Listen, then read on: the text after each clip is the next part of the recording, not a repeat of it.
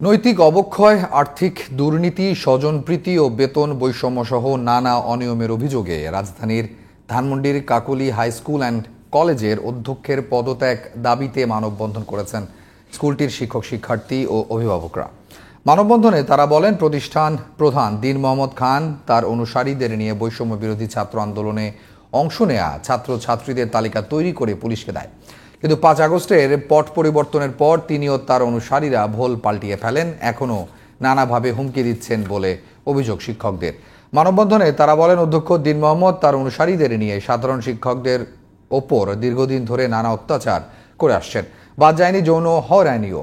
শিক্ষকরা আরও বলেন, প্রায় সব শিক্ষক ইতোমধ্যেই অধ্যক্ষের অধীনে কাজ না করার জন্য স্বাক্ষর করে সংশ্লিষ্ট সব প্রতিষ্ঠানে পাঠিয়েছে।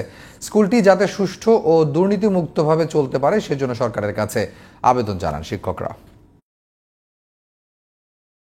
এটা শুধু 1 বছরের একটা দুর্নীতির শ্বেতপত্র। আমাদের কাকুলি স্কুলের আরেকটা শাখা ছিল সাতশৈলা রোডে, সেটাকে উনি বিক্রি করেছেন অবৈধভাবে। উনি হচ্ছেন এমন একজন মানুষ যার 0% কোনো নৈতিকতা নাই। তিনি 4টা বিয়ে করেছেন। প্রথম স্ত্রী বড় সন্তানকে তিনি অবৈধভাবে এখানে ঢুকিয়েছেন। সে মাত্র ইন্টারমিডিয়েট পাস, কিন্তু তাকে লেকচারার হিসেবে এখানে রাখা হয়েছে এবং অনেক বেতন দিয়ে। এরপরে তার দ্বিতীয় ওয়াইফ এখানে চাকরিরত। আমাদের প্রভিডেন্ট ফান্ড জিরো। সবচেয়ে বড় যে কাজটা তিনি করেছেন, যখনই তিনি জানতে পেরেছেন যে আমরা মানববন্ধন করব, উনি আমাদের মাইক, আমাদের ক্যান্টিন, আমাদের পানি, বাচ্চারা যাতে পানি খেতে না পারে, সবকিছু বন্ধ করে তালা দিয়ে উনি চলে গেছেন।